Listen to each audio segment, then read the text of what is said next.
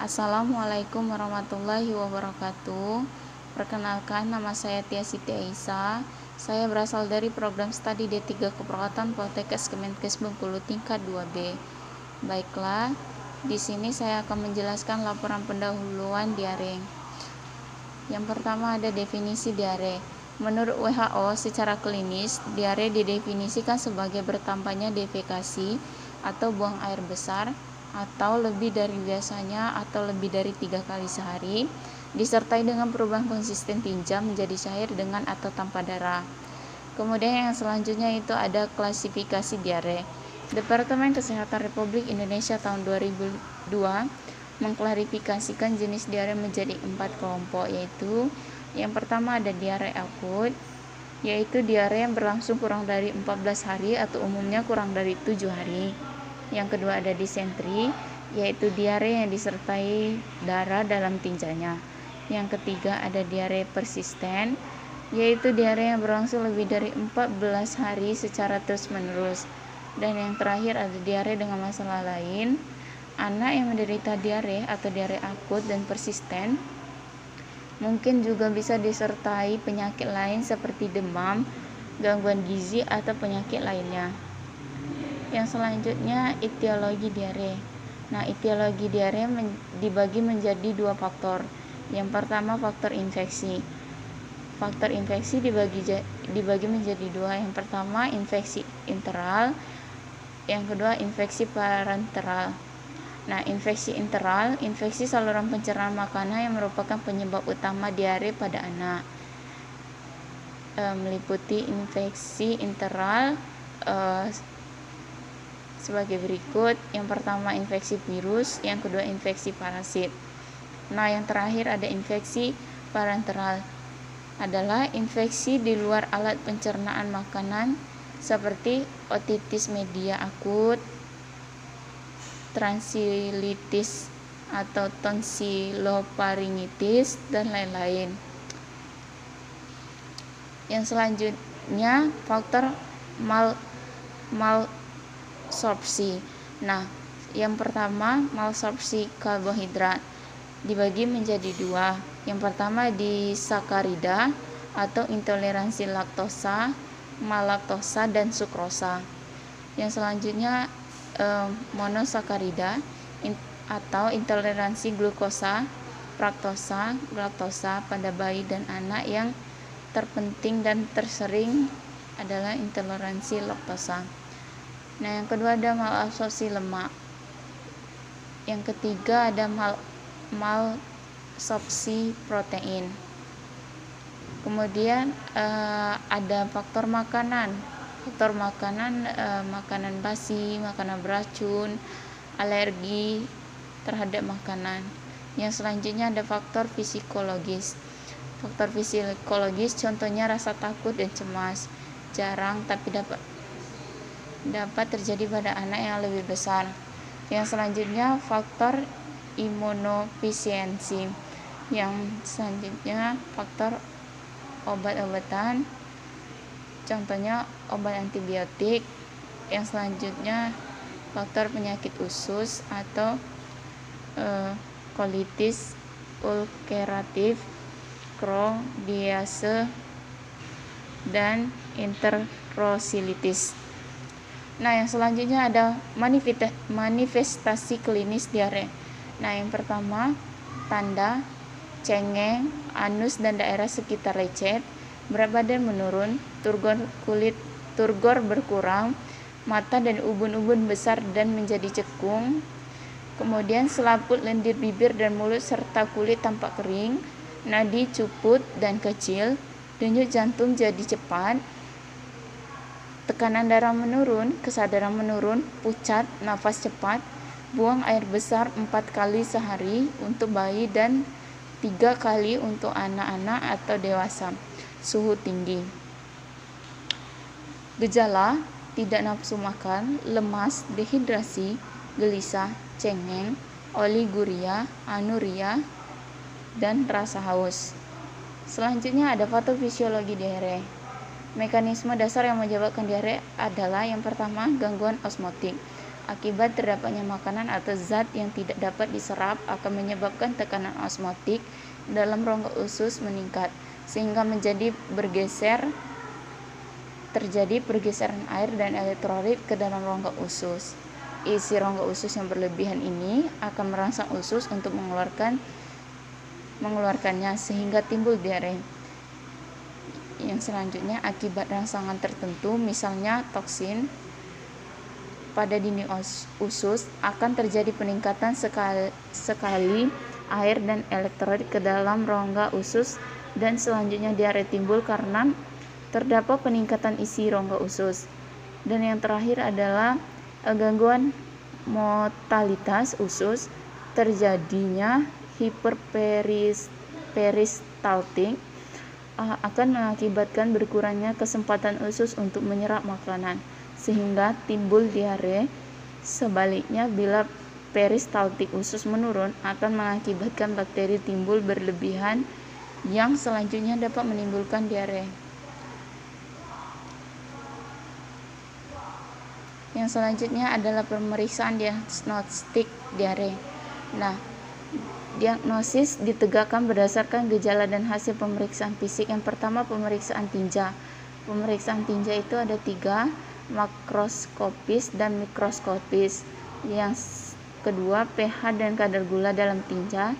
Dan yang terakhir, bila perlu diadakan uji bakteri untuk mengetahui organisme penyebabnya dengan melakukan pembiakan terhadap contoh tinja.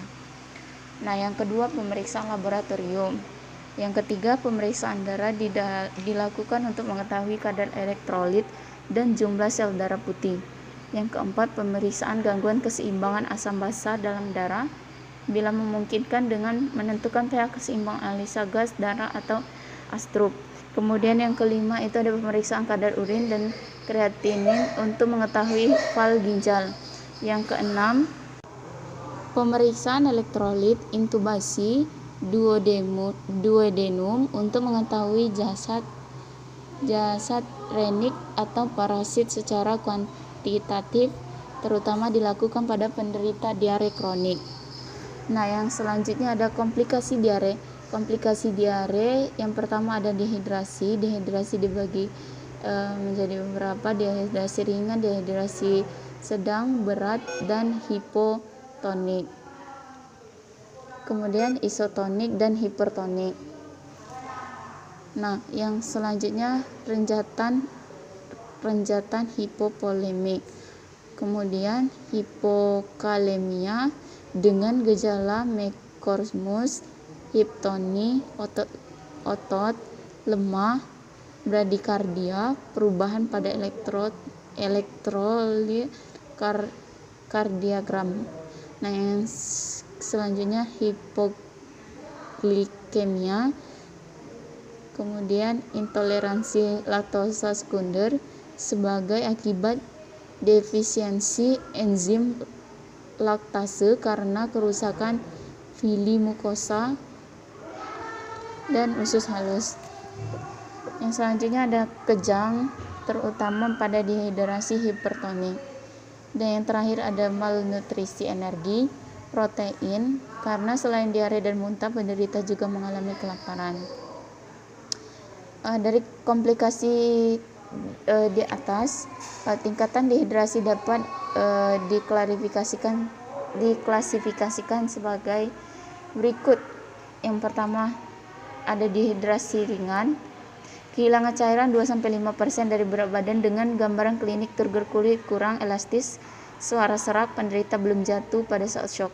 Kemudian dehidrasi sedang, kehilangan cairan 5-8% dari berat badan dengan gambaran klinik turgor kulit jelek, suara sesak, penderita jatuh per shock, nadi cepat. Kemudian ada dehidrasi berat, kehilangan cairan 8-10% dari berat badan dengan gambaran klinis seperti tanda dehidrasi sedang ditambah dengan kesadaran menurun, apatis sampai koma, otot-otot kaku sampai sianosis. Yang selanjutnya penata laksanaan medis diare. Yang pertama pemberian cairan.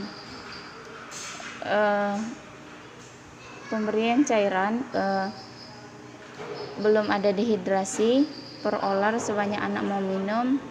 Kemudian dehidrasi ringan, dehidrasi sedang, dehidrasi berat. Kemudian pengobatan dietik untuk anak 1 tahun atau lebih dari 1 tahun dengan BAB dan BAK kurang dari 7 kg, jenis makanannya seperti susu atau ASI atau formula yang mengandung laktosa rendah dan asam lemak tidak jenuh. Kemudian makan 1/2 bubur, makan makanan padat atau nasi tim, kemudian susu khusus sesuai dengan kelainannya, misalnya tidak mengandung laktosa atau asam lemak, berantai, sedang atau jenuh. Kemudian obat-obatan, obat anti sekresi, obat spasmolitik, obat antibiotik diberikan jika jelas penyebabnya misal oleh bakteri.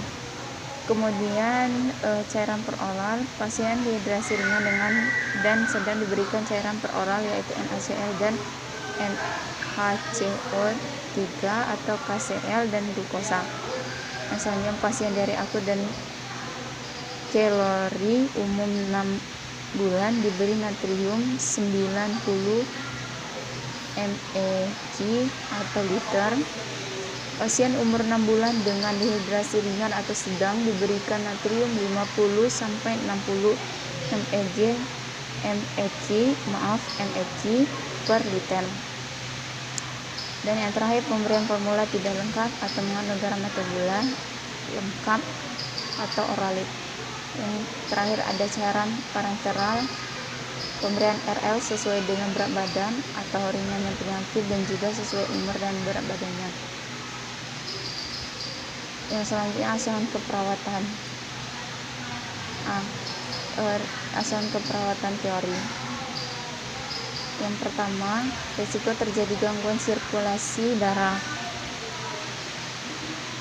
Bila dehidrasi masih ringan, beri minum banyaknya kurang lebih 1 gelas pada pasien deplikasi. Kemudian cairan mengandung elektrolit seperti oralit. Jika anak muntah dapat diberikan melalui son. Kemudian jika lewat oral tidak bisa makan, dipasang infus RL sesuai persetujuan dokter. Kemudian pada dehidrasi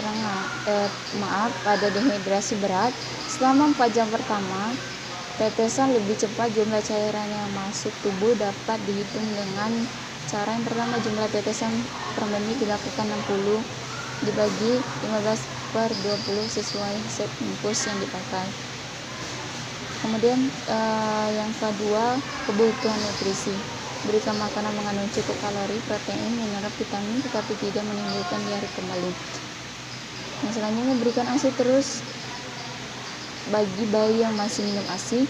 Kemudian bila bayi tidak minum ASI, diberi susu yang cocok. Dan yang terakhir, bila anak di atas 1 tahun dan sudah makan, biasanya dianjurkan makan bubur tanpa sayur dan minum teh dan minum teh bagi masih diare. Kemudian ada risiko terjadinya komplikasi. Selanjutnya gangguan rasa aman nyaman. Yang terakhir, pengetahuan orang tua mengenai penyakit. Baiklah, yang selanjutnya diagnosa keperawatan. Ada 4. Yang pertama, diare berhubungan dengan proses infeksi. Yang kedua, hipovolemia berhubungan dengan kehilangan cairan aktif. Yang ketiga, defisit nutrisi berhubungan dengan ketidakmampuan menelan. Yang keempat, risiko ketidakseimbangan elektrolit berhubungan dengan diare. Yang selanjutnya, intervensi keperawatan. Intervensi keperawatan, diagnosanya yang pertama, saya mengangkat 1 diagnosa, yaitu diagnosa diare berhubungan dengan proses infeksi. Nah, untuk gejala bilin tanda mayarnya, diagnosa subjeknya tidak ada. Diagnosa objeknya, defekasi lebih dari 3 kali dalam 24 jam. Kemudian feses lembek atau cair. Kemudian gejala dan tanda minor. Diagnosa subjeknya yang pertama urgen, yang kedua nyeri atau kram abdomen, yang selanjutnya diagnosa objek, yang pertama frekuensi peristaltik meningkat, yang kedua bisik usus hiperaktif. Nah, yang selanjutnya tujuan atau kriteria hasil saya ambil dari buku SLKI. Nah, setelah diberikan intervensi keperawatan selama 2 kali 24 jam, diharapkan pasien mampu menunjukkan SLKI. SLKI-nya saya ambil tingkat infeksi, kemudian ditingkatkan pada 2, 1 cukup menurun, 2 cukup menurun, 3 sedang, 4 cukup meningkat, 5 meningkat. Dengan kriteria hasil kebersihan tangan, kemudian kebersihan badan, dan yang terakhir nafsu makan. Nah, yang selanjutnya rencana tindakannya saya ambil dari buku Siki. Nah, untuk isinya saya pilih resiko infeksi. Nah, aktivitas keperawatannya observasi, memonitor tanda dan gejala infeksi lokal dan sistemik, kemudian terapeutik, batasan dan jumlah pengunjung. Yang selanjutnya berikan keperawatan kulit pada area edema, kemudian cuci tangan sebelum dan sesudah kontak dengan pasien dan lingkungan pasien, kemudian pertahankan teknik aseptik pada pasien berisiko tinggi. Kemudian edukasi, jelaskan tanda dan gejala infeksi. Yang selanjutnya ajarkan cara mencuci tangan yang benar. Yang selanjutnya ajarkan meningkatkan asupan nutrisi, dan yang terakhir anjurkan meningkatkan asupan cairan. Baiklah, itulah yang dapat saya sampaikan. Apabila ada salah kata, saya mohon maaf. Wabillahi taufiq wal hidayah. Wassalamualaikum warahmatullahi wabarakatuh.